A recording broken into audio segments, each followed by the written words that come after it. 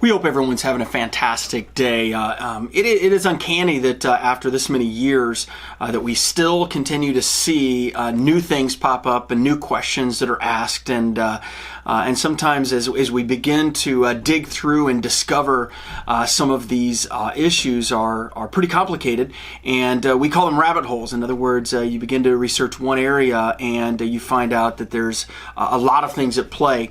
And so we're going to be doing a series that deals with leaving a practice, whether you're an associate or whether you are closing your practice or whatnot, and some of the obligations that fall under both if you will, the primary physician in a practice, and also then the associate who may be leaving, and what their different obligations are. We're going to be covering that over the next couple of weeks. So the first is the primary concern, and that is taking care of the patients and making sure that the patients are properly notified. There's a couple of different things at play. One is medical records, and the other one is avoiding patient abandonment. Again, you want to make sure that the patient is cared for. In both of those cases, there is required written notification. That written notification should take form of in two different forms, and that is, one is a specific letter, a written letter that goes out to the patients, as well as a notification that is put in, if you will, a regular print publication. So this is newspaper.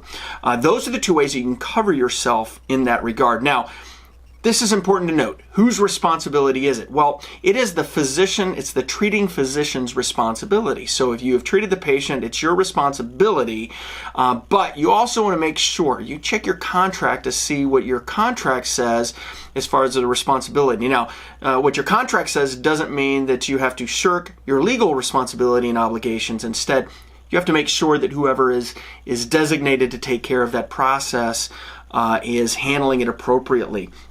Next week, we'll talk about exactly what needs to go in these notifications. This week, we're just talking about what is the notification, what do you have to do. First of all, again, written notification to all of your current patients. The problem is we don't have really good, clear guidance on exactly what that is and what is an active patient. And so we look back to the AMA, and the AMA, being the biggest player for physicians as a whole, has some pretty good guidelines and guidance in this. And what they indicate is that a patient is considered active if you have treated them in the last 2 years. So if you've seen a patient over the last 2 years, that would be your active base of patients. Those are the ones that you should notify in letter form, in written form. The second is you want to make sure that all of the patients are covered as well. And so the way that you handle that is, in addition to the direct letters, you also want to put in a print publication or the newspaper a notice. And in that regard, you want to make sure that you're putting it in once a week for 3 consecutive weeks. And this is basically called a notice by publication. Most of the newspapers are going to understand exactly what this when you call their general line for that particular posting, and you'll be able to get that taken care of. But again, not just, by the way, if you're practicing in multiple locations, you want to make sure that you're hitting all of the different communities. So if you're practicing in 3 different communities, there's going to be 3 different newspapers, 3 different patient bases that you need to consider when you notify your patients that you're leaving that practice. Now, again, this applies to associates that may be leaving a multi-physician practice. It also applies to physicians who are closing their practice. Now, there's a couple of warnings that I want to give, and one to both parties involved. And so, because the challenges here are the challenges that come in the requirements for the physician who is leaving, and then also those that are staying with the physician who is, if you will, the lead physician or the person responsible for the practice if there's an associate leaving.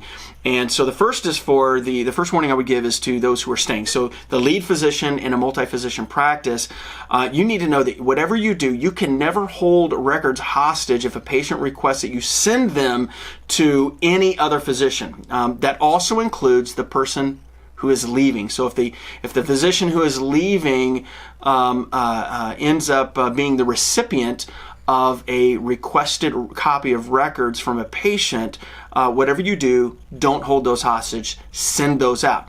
If it happens to be somebody else in town that is in practice, you want to make sure that you send out those records according to all of the information that we have online. We have a number of articles that help guide you in that regard, and charging for those fees.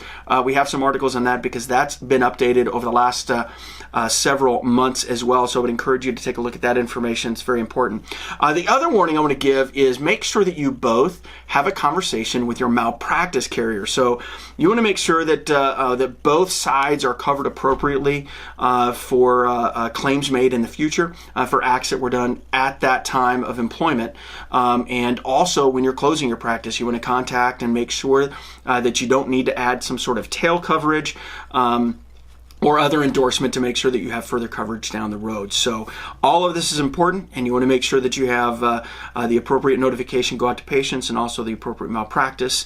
And we'll catch you next week when we talk about what needs to be included in those written notices.